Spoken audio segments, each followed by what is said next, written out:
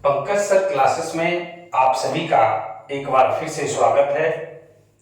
हम लोग फिजिक्स के मानव नेत्र चैप्टर पढ़ रहे हैं।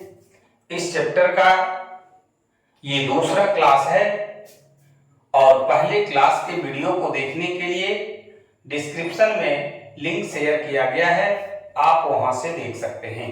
आइए बिना देर किए हुए आज का जो टॉपिक है वो है समंजन क्षमता, स्पष्ट दृष्टि की न्यूनतम दूरी, दूर बिंदु, निकट बिंदु, दृष्टिपरास, इन सब टॉपिक पर के बारे में विस्तार पूर्वक अध्ययन करेंगे, सीखेंगे।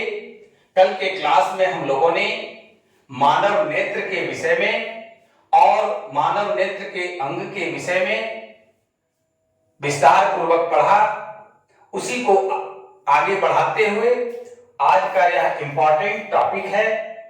इससे रिलेटेड वस्तुनिष्ठ प्रश्न बराबर पूछा जाता है, हर साल पूछा जाता है, इसलिए ध्यान पूर्वक देखेंगे और वीडियो के अंत तक बने रहेंगे। जो लोग नए हैं वे लोग चैनल को सब्सक्राइब जरूर करेंगे। वीडियो अगर अच्छा लगे तो लाइक और शेयर जरूर करना है, अपने सभी साथियों तक जरूर पहुंचाना है ताकि सभी लोगों तक ये वीडियो पहुंच जाए, सब लोगों की तैयारी अच्छे तरीके से हो। आइए, समंजन क्षमता क्या है? What do you mean by power of accommodation? कि आखिर समंजन क्षमता है क्या?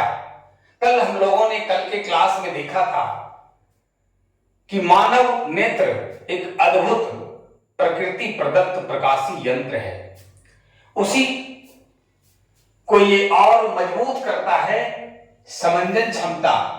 आंख द्वारा एक कहिए तो अद्भुत क्षमता है आंख में, और उस क्षमता को समंजन क्षमता कहते हैं, इसलिए कि आंख द्वारा सिलियरी पेशियों के तनाव को घटा बढ़ाकर अपने लेंस की फोकस दूरी को बदलकर दूर या निकट की वस्तु को साफ साफ देखने की क्षमता को ही समंजन क्षमता कहते हैं। हम लोग देखते हैं कि हमारा आंख या हम लोग अस्थिर हैं, सामने रखी वस्तु इतना दूर पर भी ये कलम दिखाई पड़ रही है और दूर आसमान तक हमें दिखाई पड़ रही है।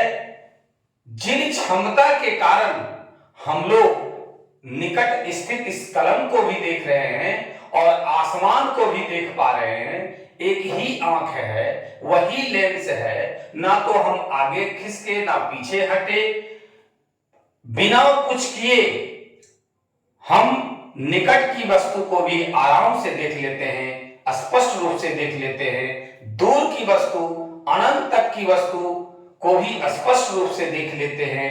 और जिस क्षमता के कारण, आंख के जिस क्षमता के कारण हम लोग देख पाते हैं, इसी क्षमता को समंजन क्षमता, पावर ऑफ एकोमोडेशन कहा जाता है। हमको लगता है कि आप लोग समंजन क्षमता को खूब अच्छी तरह से समझ लिए होंगे, इसलिए कि समंजन क्षमता के कारण ही आंख को अद्भुत कहा गया है। अद्भुत क्षमता है इसमें। आइए दूसरा टॉपिक पर हम लोग आते हैं कि स्पष्ट दृष्टि की न्यूनतम दूरी क्या है? What do you mean by least distance of distinct vision? कि आखिर स्पष्ट दृष्टि की न्यूनतम दूरी क्या है? देखिए, यह भी एक विशिष्ट क्षमता है कि जिस न्यूनतम दूरी तक आंख वस्तु को साफ साफ देख सकता है, जिस न्यूनतम दूरी तक आंख वस्तु को साफ साफ देख सकता है, उसे स्पष्ट दृष्टि की न्यूनतम दूरी कहते हैं।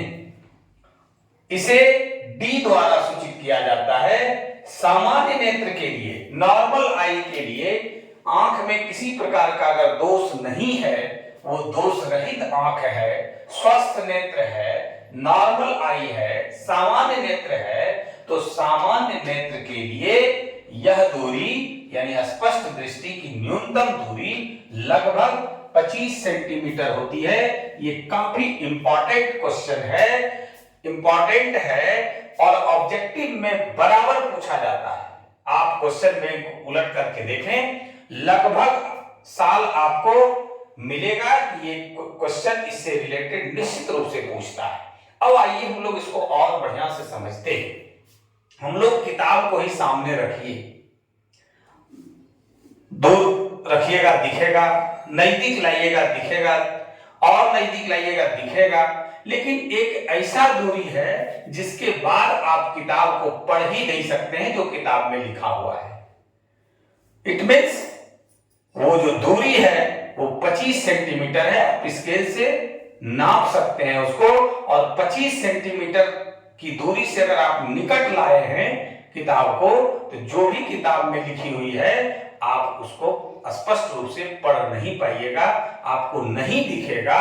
और वह दूरी है लगभग 25 सेंटीमीटर, और यही 25 सेंटीमीटर को स्पष्ट दृष्टि की न्यूनतम दूरी कहते हैं। नाम से ही पता चल रहा है स्पष्ट दृष्टि यानी स्पष्ट दिखे वह न्यूनतम दूरी जहां तक की वस्तु को हम स्पष्ट रूप से देख सकते हैं। और ये आपका ऑब्जेक्टिव क्वेश्चन बहुत इंपॉर्टेंट है, बार बार हम जोर देकर के कह रहे हैं कि यह स्पष्ट दृष्टि की न्यूनतम दूरी जो है वो 25 सेंटीमीटर है। हमेशा के लिए आप याद रखिए कि 25 सेंटीमीटर से कम की दूरी पर अगर वस्तु रखी हुई है तो आपको दिखाई नहीं पड़ेगा स्पष्ट रूप से। 25 या फिर उससे आगे का जो दूरी है, अगर उस दूरी पर कोई वस्तु रखी हुई है तो हमारा आंख को ये क्षमता है कि हम उसे स्पष्ट रूप से देख पाते हैं। अब आइए अगला जो पॉइंट है वह है दूर बिंदु क्या है। What do you mean by far point, कि दूर बिंदु या फार पॉइंट क्या है। तो वह दूरस्थ बिंदु, वह दूर का बिंदु जहां पर स्थित किसी वस्तु को नेत्र बिना समंजन के, बिना कोई परेशानी के स्पष्ट देख सकता है, नेत्र का दूर बिंदु कहलाता है। इसे एफ द्वारा सूचित किया जाता है, ध्यान रखिएगा। और सामान्य नेत्र के लिए दूर बिंदु अनंत पर होता है। ये भी देखिए ऑब्जेक्टिव है, ये बहुत ही इंपॉर्टेंट है। ऑब्जेक्टिव क्वेश्चन आपसे यहां से पूछता है बराबर कि सामान्य नेत्र के लिए दूर बिंदु अनंत पर होता है। अब देखिए एक बात आ गई कि स्पष्ट दृष्टि की न्यूनतम दूरी जो सबसे कम है वह 25 सेंटीमीटर, लगभग 25 सेंटीमीटर है, और दूर अनंत तक के वस्तुओं को हमारा आंख देख सकता है, और वही अनंत जो है वो दूर बिंदु कहलाता है, फार पॉइंट कहलाता है। एक बार फिर से हम चाहेंगे दोहराने के लिए, आपको समझने में किसी प्रकार का कोई परेशानी ना हो। अगर आपको समझने में कोई परेशानी होती है तो आप कमेंट जरूर करके बताएं कि सर मुझे कहीं कोई परेशानी है, क्योंकि हम एक एक टॉपिक को, हर एक टॉपिक को आपके समक्ष प्रस्तुत कर रहे हैं ताकि आपका एक भी टॉपिक परीक्षा में छूटे नहीं या जानकारी का अभाव नहीं रहे। तो दूर बिंदु वह दूरस्थ बिंदु जहां पर स्थित किसी वस्तु को नेत्र बिना समंजन के स्पष्ट देख सकता है, नेत्र का दूर बिंदु कहलाता है। इसे एफ द्वारा सूचित किया जाता है। सामान्य नेत्र के लिए दूर बिंदु अनंत पर होता है। अब आइए आगे का जो टॉपिक है वो है निकट बिंदु, near point. What do you mean by near point, निकट बिंदु क्या है। वह निकटस्थ बिंदु, वह सबसे निकटतम बिंदु, निकटस्थ का मतलब हुआ कि सबसे नजदीक का बिंदु, जहां पर स्थित किसी वस्तु को नेत्र या आंख, आई समंजन की क्रिया से स्पष्ट देख सकता है। नेत्र का निकट बिंदु कहलाता है, नियर पॉइंट कहलाता है। निकट बिंदु को n द्वारा सूचित किया जाता है। सामान्य नेत्र के लिए निकट बिंदु लगभग 25 सेंटीमीटर होता है। ये आपका फिर यहां पर ऑब्जेक्टिव क्वेश्चन के लिए इंपॉर्टेंट है, इसको आप नोट करेंगे कि सामान्य नेत्र के लिए निकट बिंदु लगभग 25 सेंटीमीटर होता है। स्पष्ट दृष्टि की न्यूनतम दूरी लगभग 25 सेंटीमीटर होता है। दूर बिंदु अनंत पर होता है। हमेशा याद रखेंगे, ये आपका ऑब्जेक्टिव के पॉइंट ऑफ व्यू से बहुत ही इंपॉर्टेंट नेचर का क्वेश्चन बनता है, इसलिए इसकी जानकारी अवश्य रखें। निकट बिंदु हम लोगों ने देख लिया। अब अगला जो पॉइंट है वो है दृष्टि परास, रेंज ऑफ विजन। हम लोगों ने देखा निकट बिंदु 25 सेंटीमीटर लगभग, दूर बिंदु अनंत, और इन दोनों के बीच का जो रेंज हुआ, परास हुआ, यही है दृष्टि परास, रेंज ऑफ विजन। देखिए, दूर बिंदु और निकट बिंदु के बीच की दूरी को दृष्टि परास कहा जाता है, रेंज ऑफ विजन कहा जाता है।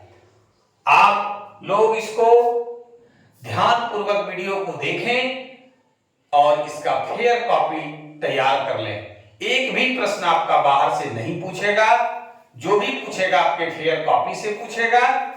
और अब जो हम लोग आगे के क्लास में पढ़ेंगे वो दृष्टि दोष क्या है, दृष्टि दोष कितने प्रकार के होते हैं और फिर उसका उपचार किस प्रकार किया जाता है, ये सब जानकारी हम लोग अगले क्लास में लेंगे। आज बस इतना ही। धन्यवाद।